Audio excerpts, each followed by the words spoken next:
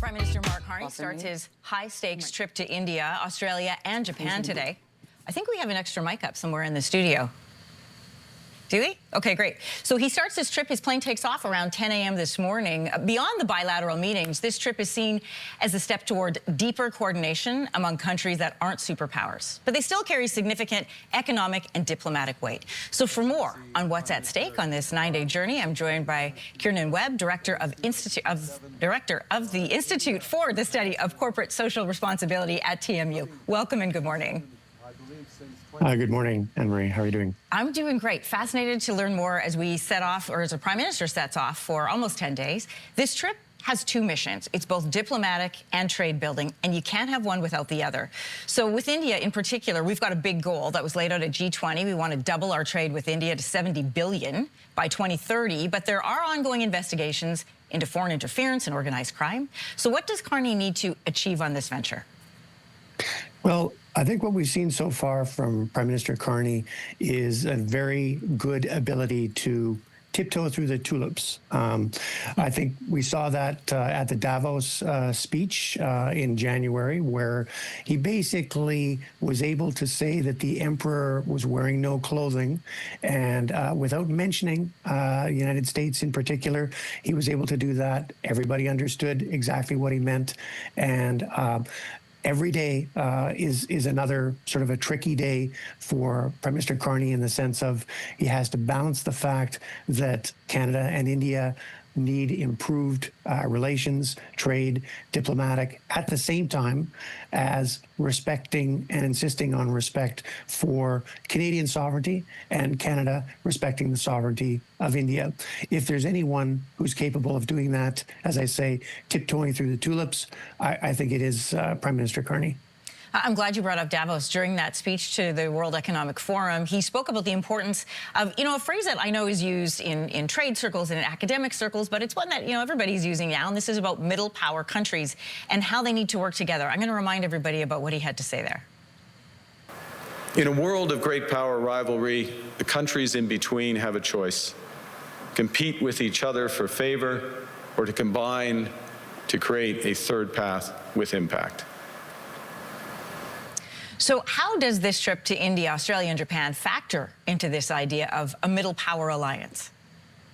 Well, actually, things are coming together quite well. If you think of the world and the various different, what we call the global rules, infrastructure, or architecture, what we're seeing is it's almost like a jigsaw puzzle. You've got a lot of the pieces of the jigsaw puzzle in the sense of United States and the EU and China. Those are parts of the puzzle that are put together, pretty much put together. But what's happening in addition to that is a great deal of additional multilateral or bilateral agreements between middle powers. What I've talked about in articles that I've written as a global middle power alliance. And the idea behind that alliance is to take these individual little clusters of jigsaw puzzles that already exist now, and start to piece them into one larger piece. And that larger piece, because it represents a cumulative, probably more than 1 billion consumers and businesses and so on around the world, that becomes a very powerful player. What's been missing until now is that it's just been individual agreements, bilateral or multilateral, whether it's with Canada and the EU, or Canada with Asian countries, or Canada with South American countries, and so on and so forth. But there's never been this desire to connect them all together, to put them under one roof, and to give middle powers the distinctive identity that they have. They're all brought together because they have respect for the rule of law, they have respect for basic rights, and that can act as a kind of a stability factor against the somewhat volatile great power activities that we see right now. How does that alliance of these middle powers work then, when some of those countries, some of those middle power countries that you were just describing, are part of other alliances, like BRICS, for example, that has Brazil, Russia, India, China, and South Africa? So can we have an alliance with somebody who also has an alliance with somebody else? Absolutely. Think of it this way. Nothing is stopping you as a member of a family on a particular block from having an individual relationship with the neighbor. On the other hand, the entire family can have a relationship with the neighbor's family. So there's absolutely no problem. And in fact, something that really is worth emphasizing is that Canada is not trying to get out of, for example, our existing relationships with the United States, or our participation in the United Nations, or any other existing multilateral or bilateral agreement that we have.